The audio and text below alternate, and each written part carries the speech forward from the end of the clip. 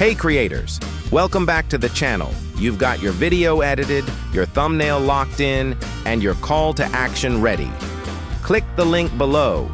But wait, what if that link is breaking YouTube's rules without you even knowing it? Yup, today, we're diving into YouTube's external links policy, a deceptively simple rule that has tripped up more than a few creators. So, grab your coffee, avoid shady links, and let's get into it. What is the external links policy? YouTube allows you to post external links in your video descriptions, end screens, comments, or cards. These can be links to your website, a store, maybe even that blog post you wrote in 2014 that nobody asked for. But, and this is a big but, those links must be safe, legal, and not deceptive.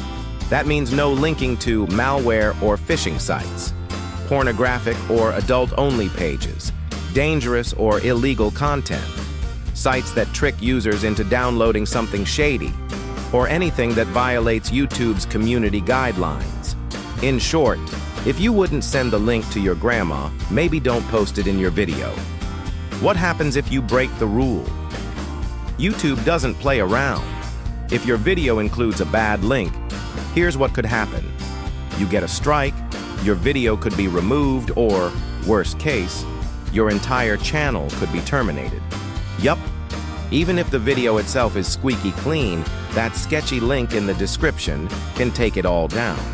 It's like baking the perfect cake, but dropping it on the sidewalk right before you serve it. The cake was great, but no one's eating it now. So what can you link to? Stick with the good stuff. Link to your own website, your verified merch store, crowdfunding campaigns, social platforms, and official news sources.